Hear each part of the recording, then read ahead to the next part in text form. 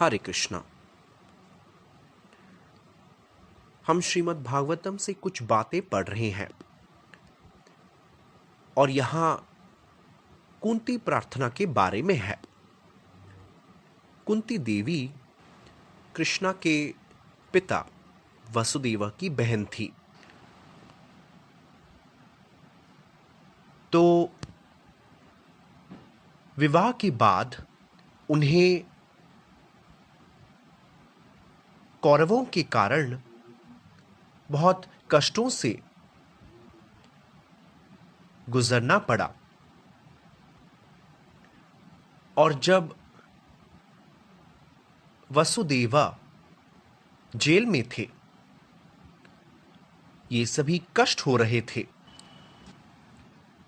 वसुदेवा कंस द्वारा जेल में थे और बाद में उन्हें इतने कष्टों से गुजरना पड़ा।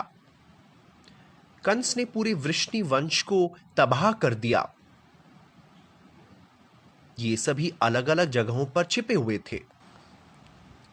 वसुदेव की पत्नियां, एक पत्नी वृंदावन में नंद महाराज के साथ और दूसरी पत्नी देवकी, वह वसुदेवा के साथ जेल में थी। तो वे कष्टों से गुजर रहे थे। जब बलराम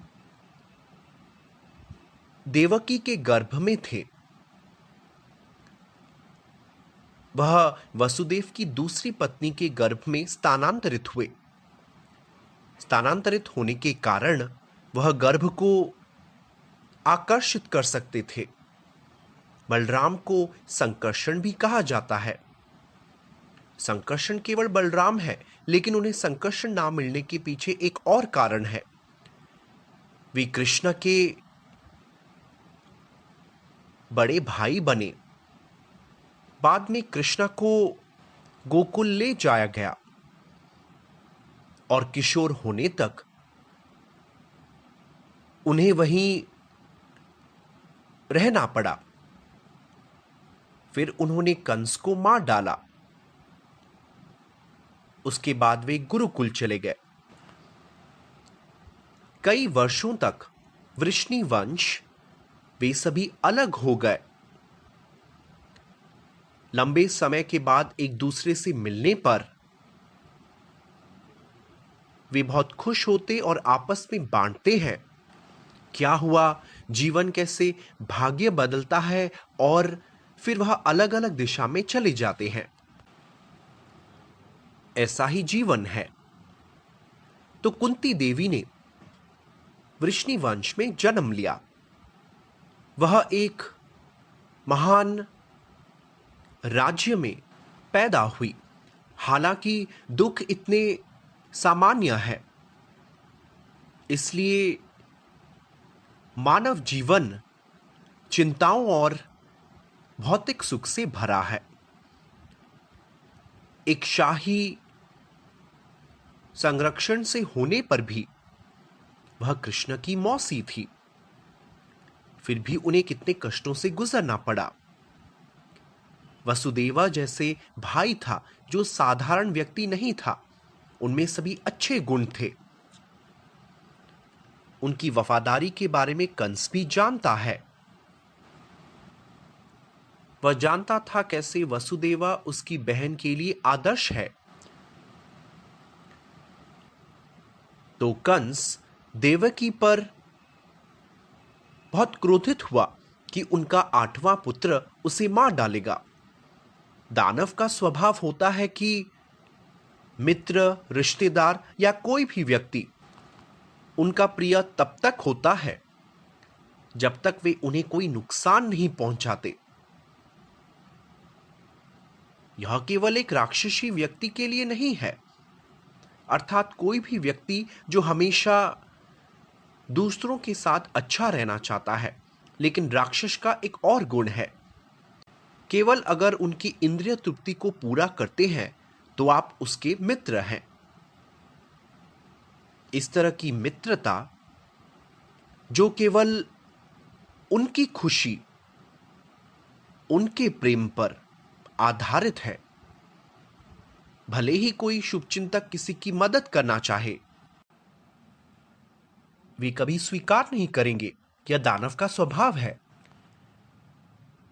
एक दयालु व्यक्ति गलती करे तो अगर उनका हृदय नरम है तो कोई ना कोई उनकी मदद करेगा। आप गलती कर रहे हैं, सावधान रहें। वह नाराज नहीं होंगे, वह परेशान हो सकते हैं। ओ, मैंने कुछ गलती की है, मैं समझ नहीं पा रहा। वह परेशान हो सकता है। वे हमेशा मेरा अपमान करते हैं, जैसे बच्चे चिढ़ जाते हैं। तुम मुझे बार बार मत कहो, मैं अपना काम जानता हूं। वह जलन परिवार के सदस्यों और मित्रों के साथ दुश्मनी नहीं है, बल्कि वास्तविक परिवार, असली मित्र। सच्चा शुभचिंतक दूसरों की मदद करते हैं। वह उसकी इंद्रिय संतुष्टि और प्रतिष्ठा को भंग करते हैं जो उसने दूसरों के साथ बनाया है। लेकिन वह शुभचिंतक बोल रहा है जब वह किसी की मदद कर रहा है, वह केवल उनके कल्याण के लिए है। वे बदनाम होने के लिए तैयार हैं। ऐसे मित्र, शुभचिंतक केवल एक राक्षसी व्यक्ति छोड़ सकता है, जैसे कंस की तरह। कंस ने वसुदेवा और देवकी के साथ इतना अच्छा रिश्ता छोड़ दिया कि उसने वसुदेवा को जेल में डाल दिया, क्योंकि उसने सुना कि उनका बेटा उसे मार डालेगा। वास्तव में वसुदेवा में न केवल अच्छे गुण थे, वह किसी भी स्थिति को प्रबंधित करना जानते थे। उन्होंने तुरंत कंस का पैर पकड़ लिया और कहा, तुम इतने शाही व्यक्ति हो, महान राजा हो, तुम अपने हाथों को खून से रंगना क्यों चाहते हो? इससे तुम्हारी बदनामी होगी। तुमने व्यक्तिगत रूप से अपनी बहन की शादी करवाई। तुम रस्सियों को खींचकर एक घोड़े को आगे ले जा रहे हो। जो तुमने सुना है वह सच या झूठ हो सकता है। अपनी बहन को मारना तुम्हारे लिए अच्छा नहीं है, जो तुम्हारी शरण में है। कृपया ऐसा ना करो। वसुदेवा योग्य थे। वे अपनी पत्नी को उस स्थिति से छुटकारा दिला सकते थे। इसलिए कभी कभी कहा जाता है, अगर कोई मूर्ख होता है, बुद्धिमान व्यक्ति स्थिति को संभालने के लिए उनके पैरों पर गिरना ठीक है, क्योंकि मूर्ख अन्यथा नहीं समझेंगे। चाणक्य पंडित ने कहा है, यदि आप किसी को सलाह देते हैं, एक मूर्ख को उपदेश देते हैं, प्रकोप आया, वह क्रोध में आता है। ना शांत आइए, वे हमारी बातें नहीं सुनेंगे, तो आपको कुछ और सोचना होगा। वह क्या है? आप कहेंगे, ठीक है, आप जो कहेंगे मैं उसे स्वीकार करूंगा। आप कृपया उन्हें नुकसान ना पहुंचाएं। तो आप उस स्थिति में पवित्र या अधर्मी व्यक्ति होने पर भी आप हमेशा मुसीबत में पड़ेंगे। लोग हमेशा आपको दोष देंगे। लेकिन जब आप एक सच्चे स्वभाव के व्यक्ति हैं, जो दूसरों को नुकसान नहीं पहुंचाता, सबसे अच्छा साधन है उनकी सेवा करना।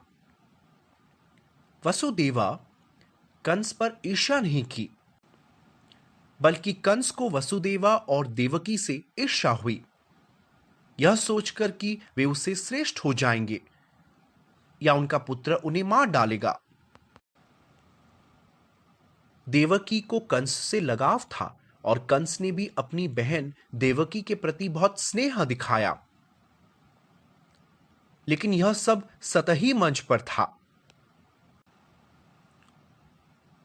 हम सभी को नववर्ष की, जन्मदिन की शुभकामनाएं देते हैं। हम दूसरों को इस तरह शुभकामनाएं देते हैं।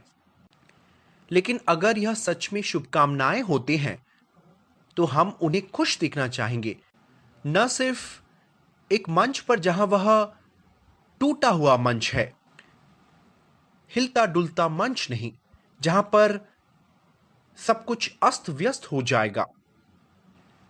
चक्रवात या जीवन में किसी प्राकृतिक विक्षोभ से विघ्न आने पर पूरा जीवन कठिन होता है। मैंने सुना था सर्दियों में बर्फबारी होने पर, विशेष रूप से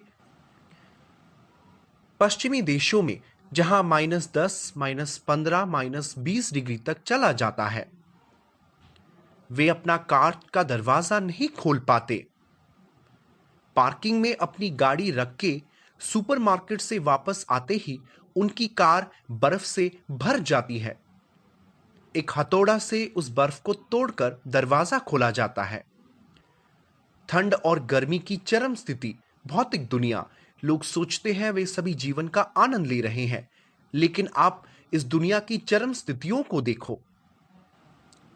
लोगों के घूमने के लिए खूबसूरत सड़कों को सजाया जाता है, लेकिन प्रकृति शांत नहीं होगी। बहुत अधिक गर्मी या ठंड हो सकती है। अधिक गर्मी के कारण टार भी पिघल जाता है। बहुत अलग तरह की सड़कें चाहिए। सीमेंट की सड़कें या कोई अन्य सामग्री इस्तेमाल हो सकती है। और बहुत ठंड होने पर बर्फबारी होती है और वे कुछ नमक फेंकते हैं ताकि बर्फ जमे नहीं, उन्हें हटाया जा सकता है, फेंका जा सकता है। वे इसे साफ करते रहते हैं।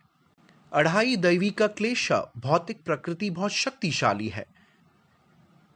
स्विट्जरलैंड में, कुछ देशों में लोगों ने वीडियो भेजा है कैसे हर तरफ बर्फ होती है तो वे इसे हटा नहीं सकते, तो वाहन नीचे आकर अन्य वाहनों को धक्का देता है, कोई नियंत्रण नहीं। आप अच्छी सड़कें और अच्छी तकनीक बना सकते हैं, लेकिन क्या फायदा? कुछ देशों में लॉकडाउन जैसी परिस्थितियां हैं, किसी बीमारी के कारण नहीं, अत्यधिक ठंड के कारण, बर्फबारी के कारण वे बाहर नहीं जा सकते। खासकर बर्फीले देशों में जहां बहुत अधिक बर्फबारी होती है, उन्हें 15 से 30 दिनों तक घर पे रहना पड़ता है। वहां पे भक्त कहते हैं कैसे लोग सिर्फ जमे हुए भोजन पर निर्भर करते हैं, उन्हें उचित भोजन नहीं मिलता।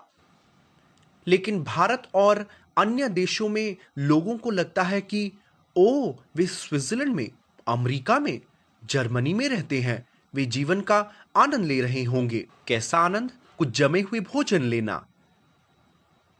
सिर्फ हमने कुछ अच्छी सड़कें बनाई हैं, इसका मतलब यह नहीं कि जीवन आरामदायक है। भौतिक दुनिया में आप शाही परिवार या साधारण परिवार से हो, आपको इन सभी तापत्रया से गुजरना पड़ेगा। तापत्रया अर्थात भौतिक प्रकृति से पीड़ित होना। उच्च शक्तियां हैं जिसे आप नियंत्रित नहीं कर सकते। आप भौतिक प्रकृति को अस्वीकार करके सहज होना चाहते हैं। आप इसके अधीनस्थ हैं, आपको इससे गुजरना होगा। आप ईश्वर को अस्वीकार कर सकते हैं, ईश्वर के स्वरूप को नहीं। आप कह सकते हैं मुझे विश्वास नहीं है, यकीन ना हो, तब भी बर्फबारी होगी। अगर आप कहते हैं मैं आंख बंद कर लूं, आज गर्मी होनी चाहिए, अगर ठंड होना है तो ठंड पड़ेगी, गर्म होना है तो गर्मी होगी, यह आपके वश में नहीं है। तो चाहे आप जन्मदिन या नए साल की शुभकामनाएं दें, यह ऐसे शुभ नहीं हो जाता। आपको पता होना चाहिए इसे कैसे शुभ बनाया जाए, और भौतिक प्रकृति के अधीन व्यक्ति इसे शुभ बनाना नहीं जानता। आपको भगवान से सीखना होगा, जो भौतिक प्रकृति से परे है। भगवान भगवत गीता में कह रहे हैं, यह स्थान दुख के लिए है, यह दुख का स्थान है। आप इस दुनिया में खुश नहीं हो सकते, लेकिन हां, यह दुनिया आराम लग सकता है अगर आप कम से कम भौतिक प्रकृति के अनुरूप जा रहे हो, जो निर्धारित है। और आप कैसे नियंत्रित हो सकते हैं? नियमानुसार आप इस दुनिया में रहते हैं। ऐसा नहीं कि आपको सिर्फ कष्ट होगा, आपको कड़ी मेहनत करते रहना होगा। लोग सोचते हैं इस दुनिया में आपको बस कड़ी मेहनत करना होगा। जानवरों की तरह काम करने से क्या फायदा? सिर्फ रोटी के एक टुकड़े के लिए। एक जानवर सुबह से रात तक काम करता रहता है, किस लिए? सिर्फ कुछ खाने के लिए। लेकिन मानव जीवन में कड़ी मेहनत करने की सलाह दी जाती है, जिसे तपस्या कहा जाता है। यह तपस्या है स्वैच्छिक स्वीकृति से कड़ी मेहनत और अनुताप को स्वीकार करना, आपकी इंद्रिय तृप्ति को रोकना, यही कड़ी मेहनत है। इंद्रिय तृप्ति को रोकने के लिए उस तरह की मेहनत करने पर आपको उच्च सुख मिलता है। बीमारियों के लिए किसी प्रकार की सिफारिश लेने पर अंत में वे कहेंगे आपकी अच्छी प्रतिरक्षा होनी चाहिए। उचित भोजन करें, योग व्यायाम करें, हमेशा स्वच्छ रहें। यही हमारा वैदिक जीवन सिफारिश कर रहा था। आप नियमित भोजन करें। भगवत गीता में कृष्ण बताते हैं किस तरह का भोजन आपको पोषण देता है। सद्गुणों वाला भोजन हमारे हृदय को, आत्मा को, हमारे शरीर को पोषण देता है।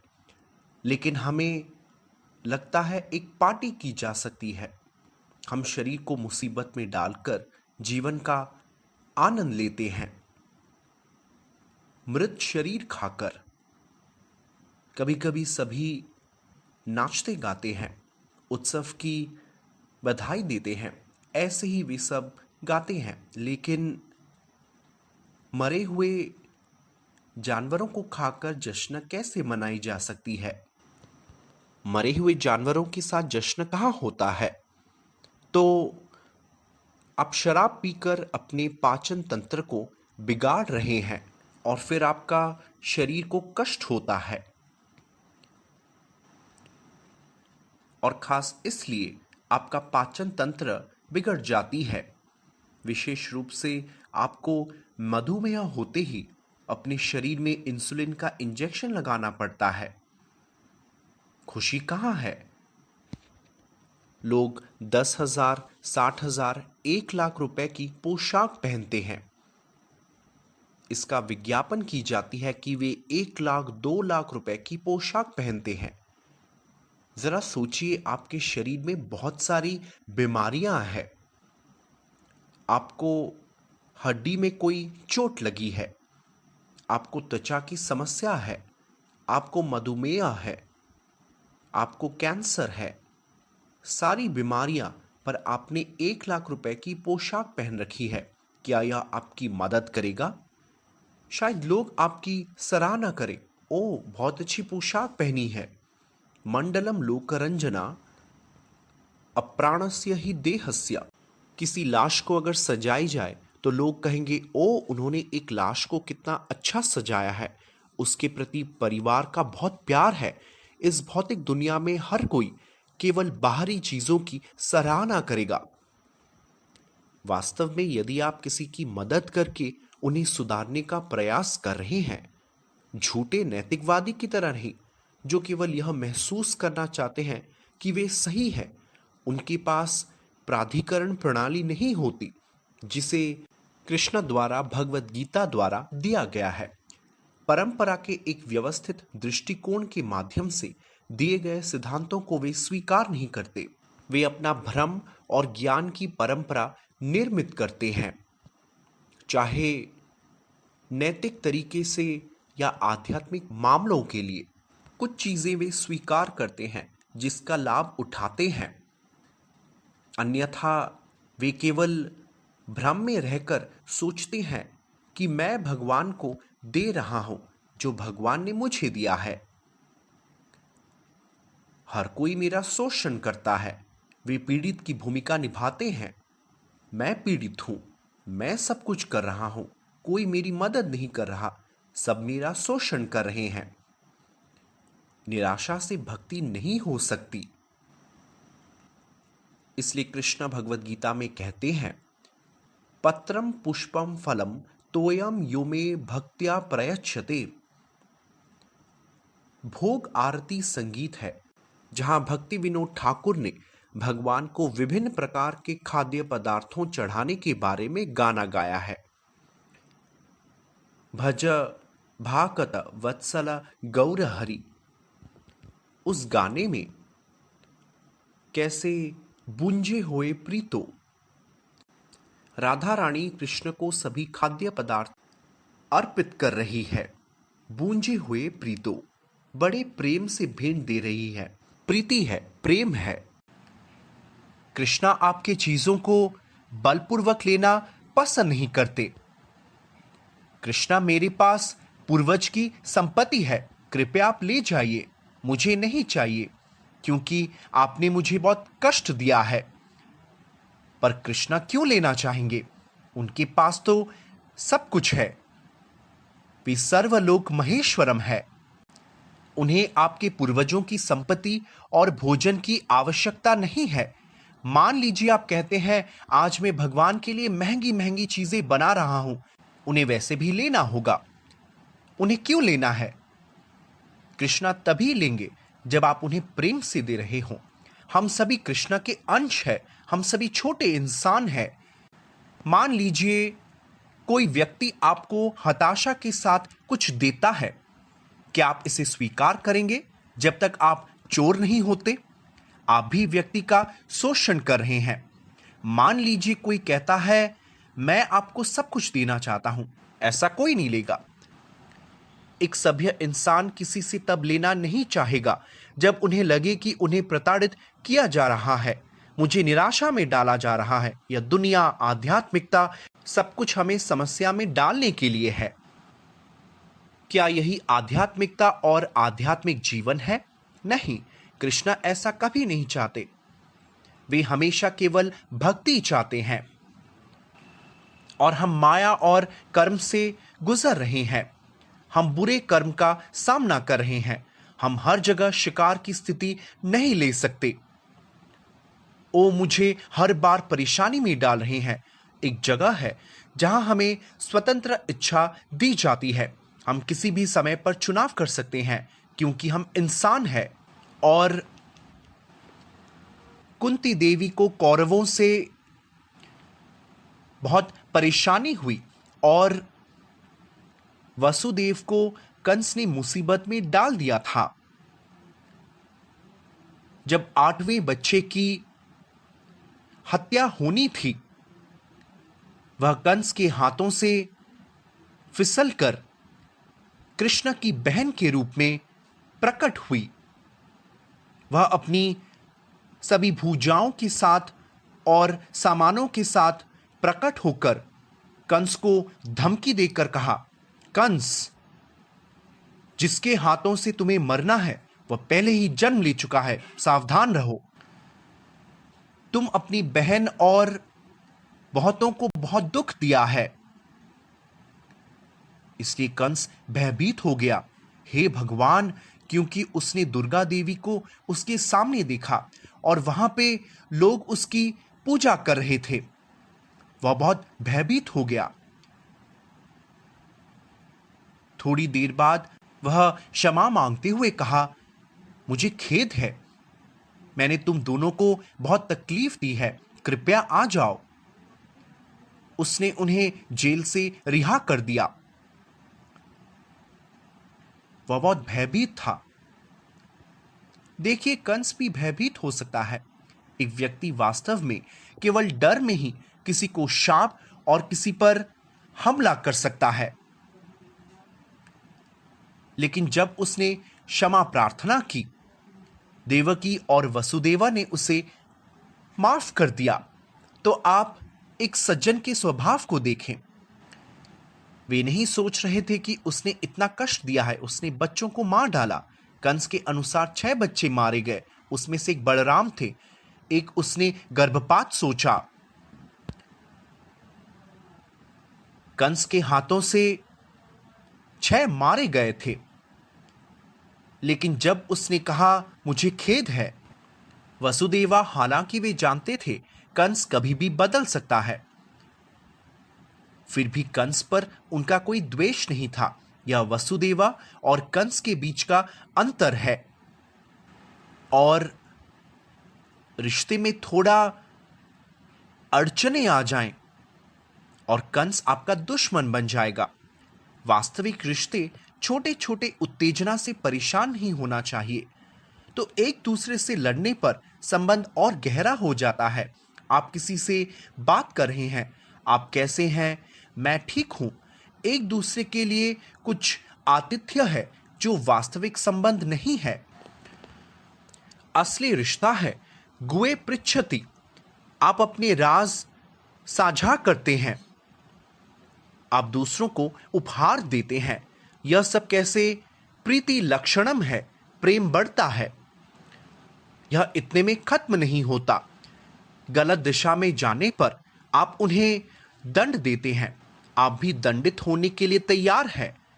ऐसा नहीं कि आप हमेशा एक श्रेष्ठ भूमिका लेना चाहेंगे कि मैं दंड नहीं लूंगा, लेकिन मैं केवल दूसरों को दंड देना चाहूंगा। यह एक झूठा मालिक है। आपको असली मालिक बनना है, मतलब नौकर मालिक। आपको दूसरों का मदद करना है, स्थिति का फायदा उठाना नहीं। क्योंकि हम सभी के पास अंधे धब्बे हैं। वह क्या है? हमने स्कूल की किताबों में पढ़ा है, जब हमारी आंखों में आपकी उंगली एक निश्चित स्थिति में एक तरफ जाती है, आप देख नहीं सकते। आपकी आंखों की उस हिस्से के बीच में आइरिस, आंख का गोला, और आप कुछ देख नहीं सकते। आपकी आंखों के लेंस दूसरी तरफ नहीं जाएगा, आपका रेटिना काम नहीं करेगा, इसलिए हमारे देखने में ब्लाइंड स्पॉट है। उसी तरह हमारी समझ में ब्लाइंड स्पॉट है, हमारे प्रकृति में ब्लाइंड स्पॉट है जो हम नहीं समझ पाएंगे। हमें सिखाने के लिए कोई दूसरा व्यक्ति चाहिए। हमारे चरित्र में ब्लाइंड स्पॉट है, हमें अपने शुभचिंतक की आवश्यकता है। दुर्भाग्यपूर्ण व्यक्ति कभी भी शुभचिंतक को स्वीकार नहीं करेगा, क्योंकि शुभचिंतक उन्हें सिखाने पर आप कुछ गलत करें तो उनके अहंकार को चोट लगती है।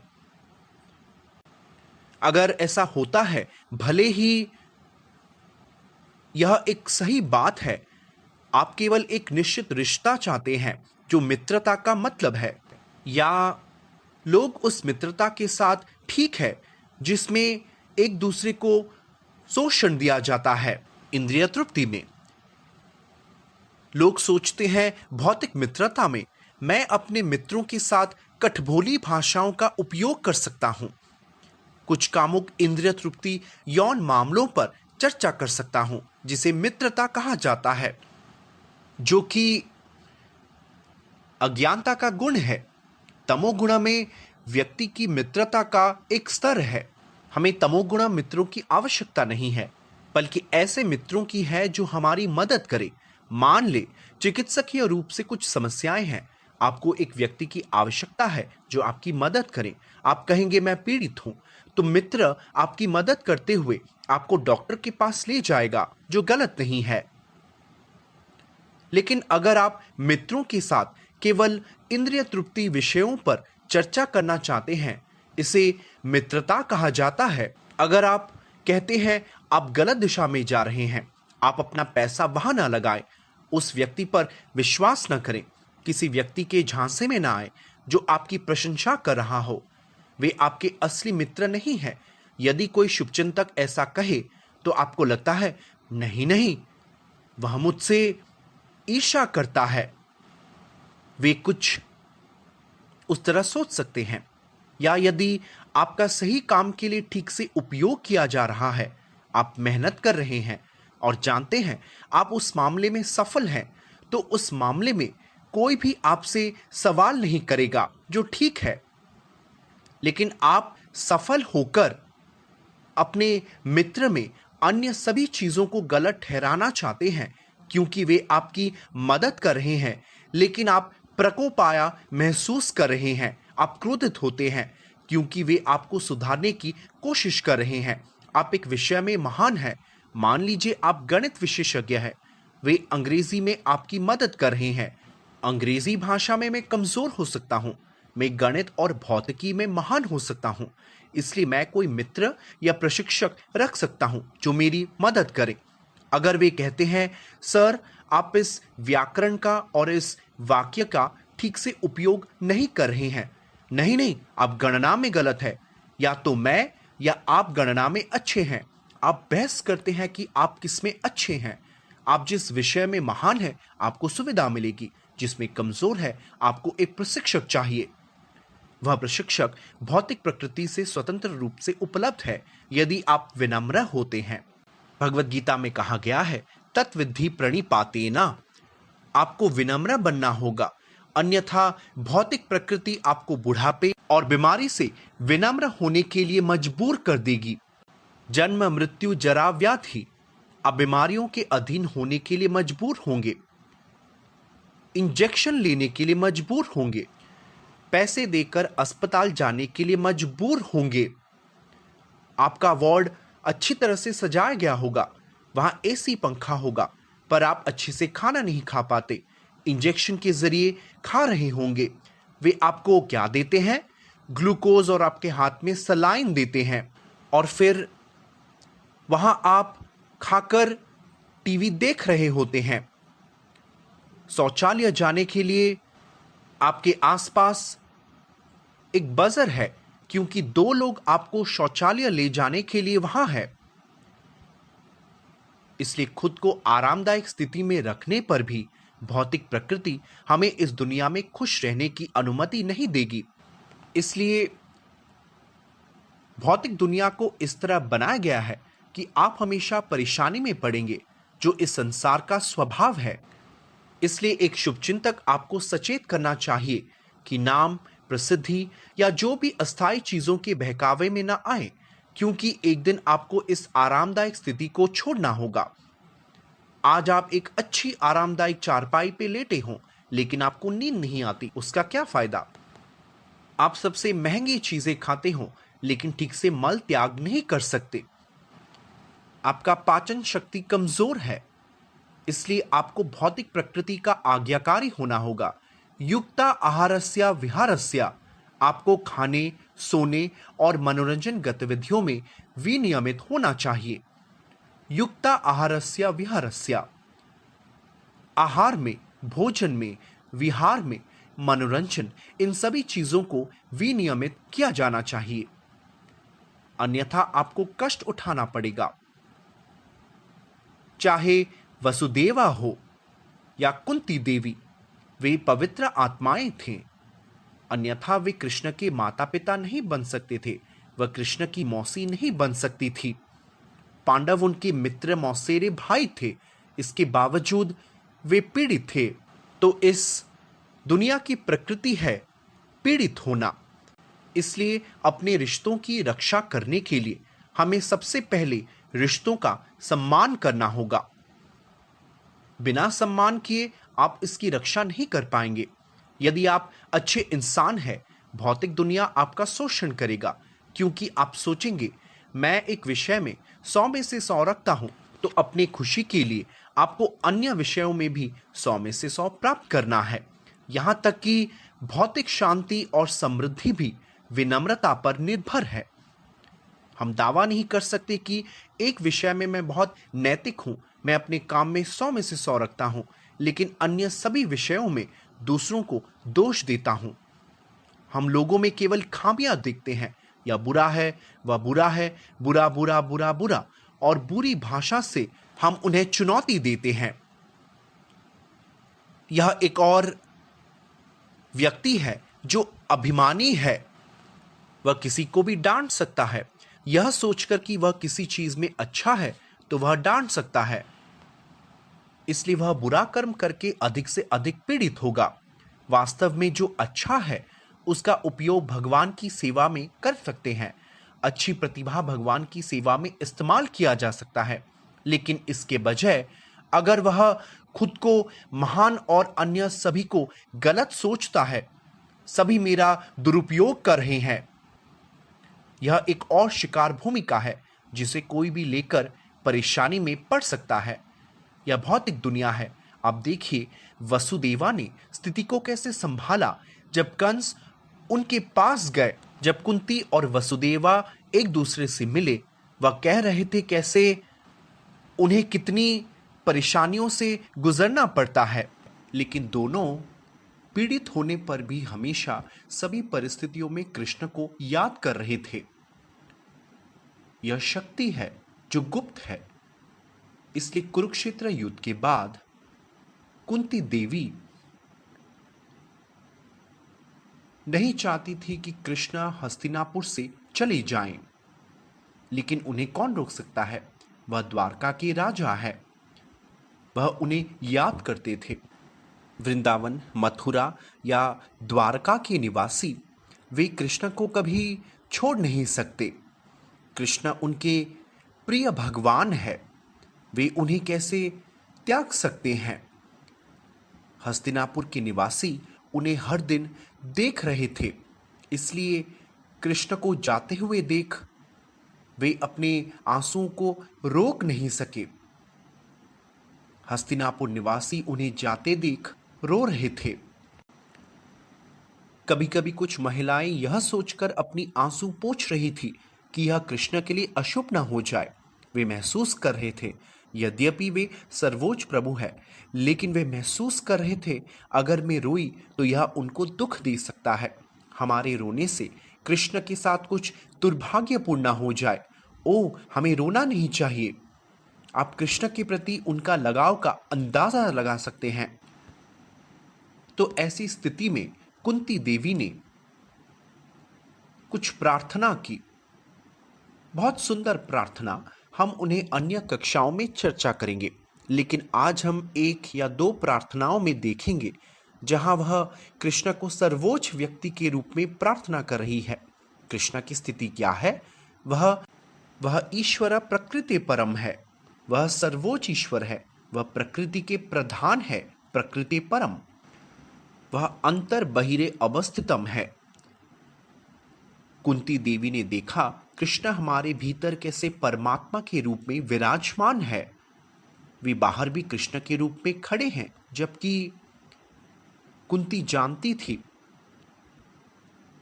कृष्ण उनका भतीजा है। वह कोई साधारण भतीजा नहीं है, वह सर्वोच्च प्रभु है जो मेरे भतीजे की तरह काम कर रहे हैं।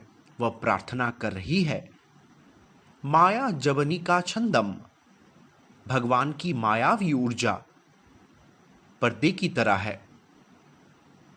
पर्दा गिरते ही सामने वाले अभिनेताओं को आप देख नहीं सकते।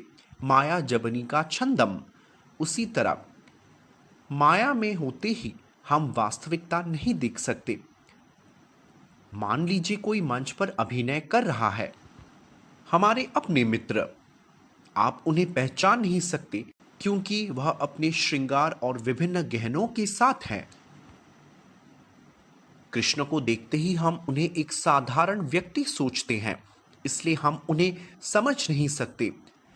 माया जबनी का छंदम, हर कोई उन्हें समझ नहीं सकता। माया जबनी का छंदम, अज्ञान दोक्षजा अव्ययम, वह अदोक्षजा है। अक्षजा अर्थात हमारी इंद्रियां, हमारी आंखें। अक्षजा अर्थात जो आप अपनी आंखों और इंद्रियों के माध्यम से देख सकते हैं। अदोक्षजा अर्थात जिसे आंखों से नहीं देखा जा सकता, वह अपनी इंद्रियों से परे है, हम उसे नहीं समझ सकते। माया आपको भ्रम में डाल सकता है। एक और बात है, वह अदोक्षजा है, आप उनका पता नहीं लगा सकते। पर ऐसा क्यों? क्योंकि वह अदोक्षजा है, उन्हें आंखों से नहीं देखा जा सकता। नलक्ष्य से मूढ़ा दृशा अर्थात मूढ़ा मूर्ख लोग कृष्ण को नहीं समझ सकते। नटो नाट्य धरो यताह, एक खिलाड़ी की तरह। नटो नाट्य अर्थात मंच पर पात्रों के बारे में न कहा जाए तो हम नहीं जान सकते वह कौन है। उसी तरह हम कृष्णा और उनके भक्तों को नहीं समझ पाते। हम सोचते हैं वे साधारण लोग हैं क्योंकि वे माया जवनिका छंदम से आच्छादित है। यह सीमित इंद्रिय बोध की सीमा से परे हैं। आप अनंत काल के लिए मोहक ऊर्जा से आच्छादित अगम्य कारक हैं। आप मूर्ख पर्यवेक्षकों के लिए अदृश्य हैं क्योंकि भौतिक ऊर्जा काम कर रही है। भगवान कहाँ है? नास्तिक पूछेगा, भगवान कहाँ है? मैं तो उसे नहीं देख सकता, लेकिन आप प्रभु की ऊर्जा को देख सकते हैं। आप माया की शक्ति देख सकते हैं। यदि आप भगवान की ऊर्जा को देखने के लिए पर्याप्त नहीं है, वही आपके लिए भगवान भी है। तो कृष्णा अपने भक्तों की रक्षा के लिए गोवर्धन पहाड़ उठा सकते हैं क्योंकि वह अपने भक्तों के नायक हैं, जिनका उल्लेख है कि भगवान कैसे अपनी माँ की गोद में पुत्र बनते हैं। वे वृंदावन निवासियों की रक्षा करने के लिए नायक बन जाते हैं। वह पुतना को मार सकते हैं, गोवर्धन पहाड़ उठा सकते हैं। जैसे कोई बच्चा कुछ छोटी झाड़ियों और फूलों को उठाकर उससे खेलने लगता है, वैसे ही वह गोवर्धन पहाड़ उठा सकते हैं। ये सभी भगवान की अलौकिक गतिविधियां हैं। यहाँ वे कह रहे हैं हम नायक कैसे बन सकते हैं, गृहस्थ कैसे बन सकते हैं और भगवत गीता के शिक्षक और त्यागी कैसे बन सकते हैं। इस तरह हम सर्वोच्च प्रभु कृष्ण को स्वीकार करते हैं। उन्हें नारद, असीथा, व्यास, चैतन्य महाप्रभु, रूप गोस्वामी, विश्वनाथ चक्रवर्ती ठाकुर, भक्ति सिद्धांत सरस्वती ठाकुर सभी उन्हें स्वीकार करते हैं, जबकि हमारी मूर्ख बुद्धि मन के आदेश अनुसार उन्हें अपनाता है। हम सोचते हैं जब हमारा मन सब कुछ सत्य कहता है, जब महान आचार्य भौतिक संसार से अलग हुए, जो हमेशा दूसरों की मदद करते हैं, हमारा मार्गदर्शन करते हैं, हम तथाकथित अनुयायियों की खामियां देखते हैं। यदि आप खुद को श्रेष्ठ मानते हैं तो आपको उन पर दया करनी होगी।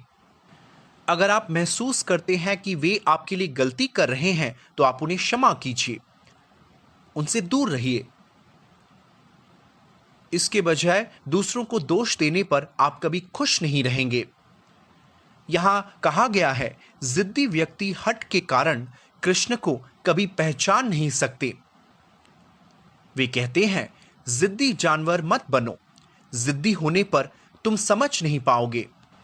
प्रयोगात्मक ज्ञान से वे सब कुछ हासिल करना चाहते हैं। भगवान का प्रयोग कैसे हो सकता है? यह संभव नहीं, क्योंकि वह अगोक्षज है, आपकी इंद्रियों से परे हैं। सूक्ष्मदर्शी से देखोगे तो आप केवल आत्मा को नहीं देख सकते, वे सभी कृष्ण के अभिन्न अंग हैं। आप उन्हें कैसे देख सकते हैं? हम सब वातानुकूलित आत्माएं हैं जो स्वीकार कर रही हैं, हे कृष्णा, हम सब वातानुकूलित हैं। हम इस परिस्थिति से बाहर आना चाहते हैं, अर्थात आप कृपया उस माया को हटा दें। माया जवनिका छान, जैसे पर्दा हटते ही देवता का दर्शन मिलता है। हम इस माया में आच्छादित हैं। इस माया में हम खुद को महत्वपूर्ण सोचते हैं। मैं बहुत अच्छा हूं या बुरा हूं, मैं भगवान की परवाह नहीं करूंगा। आप दोनों परिस्थितियों में उन्हें नहीं देख सकते। तो प्रभु को कौन देख सकता है? वे कह रहे हैं तथा परमाहंस नाम, भगवान को महान आत्माओं द्वारा देखा जा सकता है। परमाहंसा, हंसा का अर्थ है ये हंस पानी और दूध को अलग अलग कर सकते हैं, इसलिए इस शब्द का प्रयोग होता है। परमाहंसा अर्थात जो भौतिक और आध्यात्मिक ऊर्जा को अलग कर सके, वे परमहंस है। आप तथा परमाहंसा नाम है, तुम ऐसी महान आत्माओं द्वारा समझे जाते हो। परमाहंसा नाम मुनि नाम अमलाथम नाम, वे महान ऋषि है। तो मुनि हमेशा सही नहीं होते, वे कभी कभी नास्तिक भी हो सकते हैं। मुनि को आमतौर पर विचारक माना जाता है। मुनि का अर्थ जो सोच सकता है। ये विचारशील लोग, वे कभी कभी नास्तिक या आस्तिक होकर अलग अलग विचार दे सकते हैं। हमेशा कहा जाता है एक मुनि दूसरे मुनि से भिन्न होता है। जैसे दार्शनिक को दार्शनिक या मुनि नहीं कहा जाएगा जब तक वह एक और मुनि से अलग ना हो। इसलिए हम मुनि के पास नहीं जाते, भले ही उनके पास महान ज्ञान हो या वे वेदांत जानते हो। हम एक मुनि के पास नहीं जानते, हम ज्ञान परंपरा से सीखते हैं, क्योंकि कोई भी मुनि दूसरे मुनि को स्वीकार नहीं करेगा, क्योंकि वह उस ज्ञान में महान है। वह अन्य ज्ञान क्यों स्वीकार करेगा? उनका अपना विचार है। तो कृष्ण को स्वीकार करने के लिए आपको भौतिकवादी मुनियों के पास नहीं जाना चाहिए। लेकिन कुछ मुनि ज्ञान और कृष्ण को समझ सकते हैं। ऐसे मुनि आपको समझ सकते हैं। परमहंस आपको समझ सकते हैं। हे कृष्णा, मुनि नाम अमलाथ मनाम। और फिर भक्ति योगा विदानार्थम कथम पश्यम विहिस्यनिह। मैं एक साधारण व्यक्ति हूं, आपको कैसे समझ सकता हूं? एक भक्त कभी महसूस नहीं करेगा जबकि उसने एक राजा, रानी, स्त्री या पुरुष का पद ले लिया है। वह कभी नहीं सोचेगा कि मैं इसलिए महान हूं। आप बाद में देखेंगे महाराज युधिष्ठिर कैसे कुरुक्षेत्र युद्ध में इतने लोगों को मारने के कारण खुद को महान नहीं समझते। वह उदास थे कि उनकी वजह से इतने सारे लोग मारे गए। तो कृष्णा उन्हें व्यक्तिगत रूप से समझाते हैं, चिंता मत करो युधिष्ठिर, यह एक कर्तव्य था, यह मेरी योजना थी। मेरे माध्यम से सबकी हत्या हुई क्योंकि वे अधर्मी थे, तभी मैं आया हूं। व्यासदेव उन्हें समझाया। उसके बाद भी युधिष्ठिर असंतुष्ट थे। भगवान के पास भीष्म के माध्यम से निर्देश देने की योजना थी, जिसने पांडवों और कृष्ण के खिलाफ लड़ने के लिए दुश्मन की भूमिका निभाई, लेकिन वह कभी युद्ध नहीं करना चाहते थे। लेकिन आप जानते हैं, एक क्षत्रिय, एक योद्धा के रूप में यदि आप उनसे कुछ लिया है, कुछ पैसे, जैसे भीष्म दुर्योधन के नीचे थे क्योंकि वह राजा नहीं थे, उन्होंने अपना राज्य त्याग दिया था। भीष्म इतने महान थे कि उन्होंने अपने पिता की सत्यवती से विवाह करने की खातिर राज्य त्याग दिया। वह एक मछुआरे की बेटी थी। तो जब भीष्म के पिता सत्यवती से विवाह करने मछुआरे के पास गए तो मछुआरे ने कहा, आपका पहले से एक बेटा है, अगर वह राजा बने मेरी बेटी के बच्चे क्या करेंगे? यह विवाह कैसे संभव है? यह सुनकर वह चले गए। भीष्म को उनके पिता की शादी के बारे में पता चला कि मछुआरे ने भीष्म के कारण विवाह की अनुमति नहीं दी, तो वे व्यक्तिगत रूप से अनुरोध किया कि आप कृपया अनुमति दें, लेकिन मछुआरे ने वही बात दोहराई। भीष्म ने कहा, ठीक है, मैं आपसे वादा करता हूं, मैं राज्य नहीं लूंगा। मेरे पिता की दूसरी पत्नी के बच्चे ही राजा होंगे, मैं नहीं। तो मछुआरा बहुत चालाक था। उसने कहा, आप राज्य न लें, लेकिन आपके बच्चे मेरी बेटी के बच्चों के साथ राज्य लेने के लिए लड़ सकते हैं। तो यह सुनकर भीष्म ने वचन दिया कि वह सारा जीवन अविवाहित रहेंगे। इस वजह से उनके पिता, हालांकि उन्हें अफसोस हुआ कि उनके कारण भीष्म मछुआरे के पास गए, इसलिए उन्होंने उसे वरदान दिया कि भीष्म जब चाहे तब मर सकते हैं। तो भीष्म को अपने पिता से वह वरदान मिला था। और फिर कुरुक्षेत्र की लड़ाई के बाद भी उन्हें पूरी तरह से नहीं मारा गया था। वह घायल होकर तीरों की शैया पर पड़े हुए थे। युधिष्ठिर महाराज को अफसोस हुआ कि मैंने अपने जीवन को खतरे में डाल दिया है, मुझे इस गलती से बाहर आना चाहिए, मैंने बहुत पाप किया है। इसलिए उन्होंने अश्वमेध यज्ञ किया, कई सारे यज्ञ किए गए। वह कारण बता रहे थे कि उनकी वजह से कितने लोग पीड़ित हैं, कितनी महिलाएं पीड़ित हैं, और उनके आश्रित जैसे कि उनके पिता, भाई और पुत्र, वे सभी इतने दुखी थे। और उनका श्राप जो हम पर है, इससे कैसे छुटकारा पा सकते हैं। आप देखिए वे कैसे महान थे। वे हमेशा महसूस करेंगे कि उन्होंने दूसरों के साथ गलत किया है। यह नहीं कि मैं बहुत महान हूं, मैंने बहुत अच्छे काम किए हैं, उन्होंने मेरे लिए क्या किया है।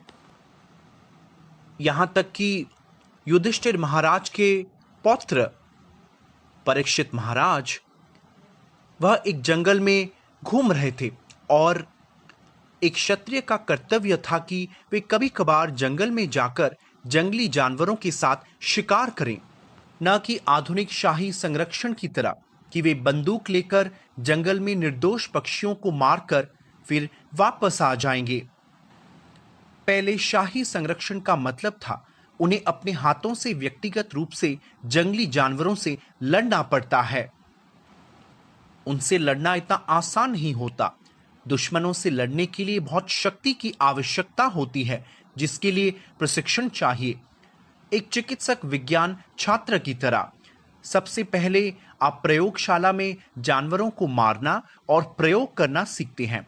इसी तरह क्षत्रियों को जंगली जानवरों को मारने की इजाजत थी, जैसे आपको गेंडे या शेर, बाघ से लड़ना होगा। आपको व्यक्तिगत रूप से मारकर उसे राज्य में घसीट कर लाना होगा, तब आप एक क्षत्रिय, एक शक्तिशाली राजा माने जाओगे। तो एक बार परीक्षित महाराज शिकार के लिए गए।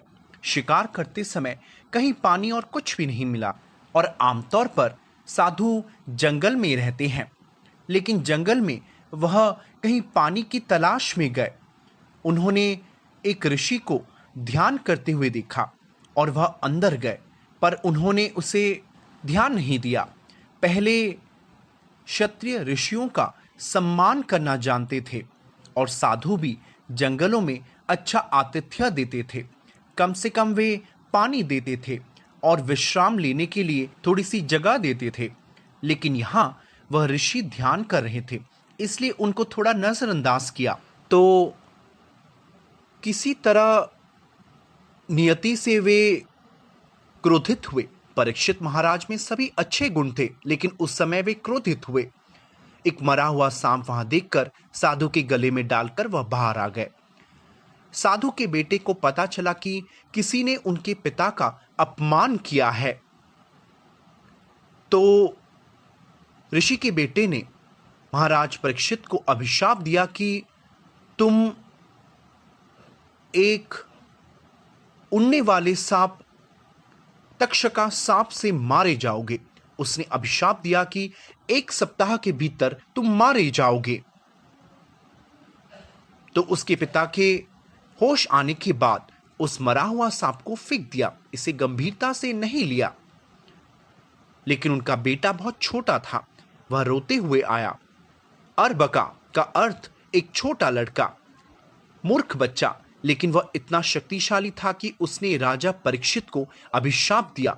इस वजह से पूरे कुरुवंश को छोटी उम्र में महाराज परीक्षित जैसे महान राजा को खोना पड़ा। तो उन्होंने यह एक कर्तव्य सोचा। उसने अपने बेटे को भी डांटा कि तुमने यह क्या किया। वह धर्म का रक्षक है और गलती करने वाले व्यक्ति को दंडित करना उनका अधिकार है। तुमने उसे श्राप दिया है, यह ठीक नहीं है। ब्राह्मण का अर्थ है तुम्हें धैर्य रखना चाहिए। कभी कभी दोष दिया जाता है कि तथाकथित ब्राह्मणों के कारण कलयुग में बहुत विनाश हो रहा है। वे कभी कभी ऐसा कहते हैं, हालांकि वह वास्तविक नहीं है। तो इस लड़के ने श्राप दिया। उसके पिता महाराज परीक्षित ने कहा, हे राजा, हमें खेद है कि मेरे बेटे ने आपको श्राप दिया है। 1 सप्ताह में आप मर जाएंगे। महाराज परीक्षित महल में वापस आकर सोच में पड़ गए कि ये मैंने क्या किया, या मुझसे गलती कैसे हो गई, मैंने ऐसा व्यवहार क्यों किया, मैं ऐसा मूर्ख व्यक्ति कैसे बन गया। कुछ हो जाने दो, मुझ पर कोई श्राप लगे, मुझे तुरंत मर जाने दो। वह ऐसा सोच रहे थे। तो वैदिक ज्ञान में वे हमेशा महसूस करते हैं कि मैंने क्या गलती की है। कलयुग में हम हमेशा सोचते हैं कि मैंने कौन से महान काम किए हैं, मैं इसमें अच्छा हूं, उन्होंने यह गलती की है, उन्हें ऐसा नहीं करना चाहिए, उनको ऐसा नहीं करना चाहिए था।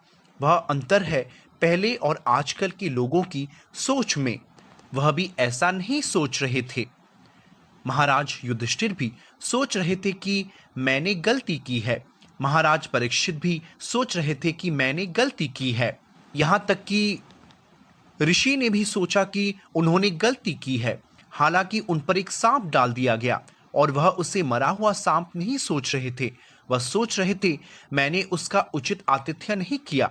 एक व्यक्ति को मैं पानी ना दे सका, उसे पानी ना दे सका। संस्कृत भाषा में अतिथि कहा जाता है। तिथि का अर्थ है समय। अतिथि का अर्थ है वैदिक युग में किसी ने आपको इसकी सूचना नहीं दी है। कोई भी आपके घर जा सकता है, वह अतिथि है।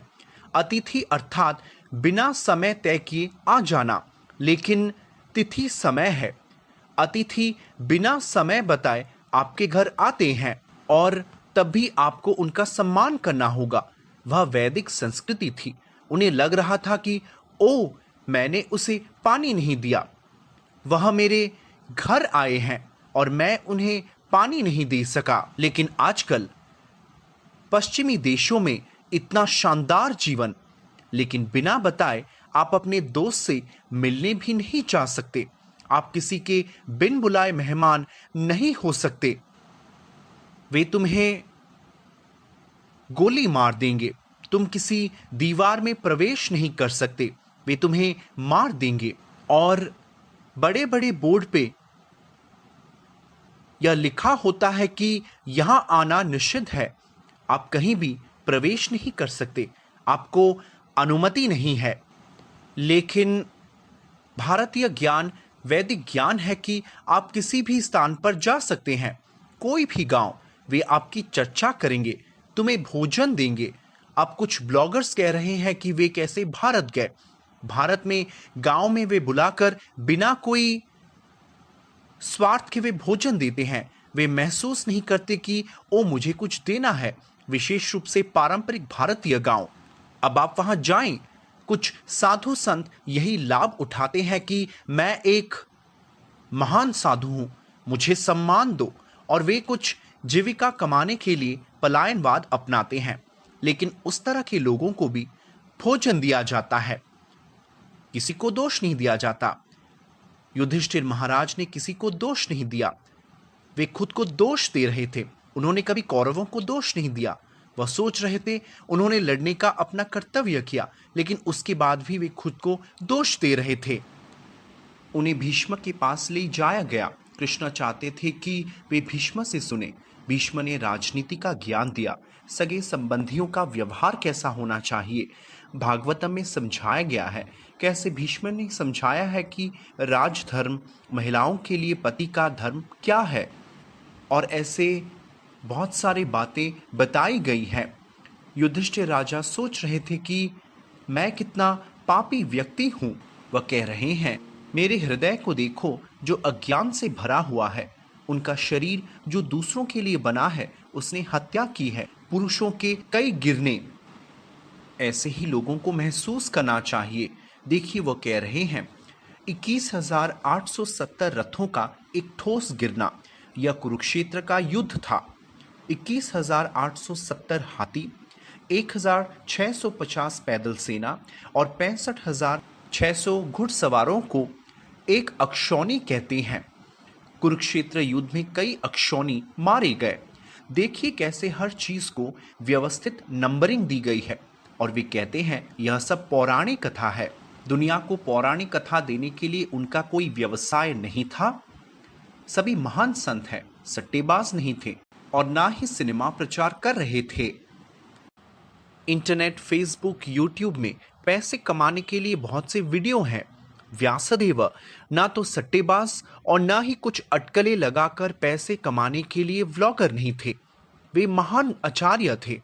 तो यहाँ युधिष्ठिर महाराज महसूस कर रहे हैं कि मैंने कई लड़कों, ब्राह्मणों, शुभचिंतकों, मित्रों, माता पिता, गुरुओं और भाइयों को मार डाला है।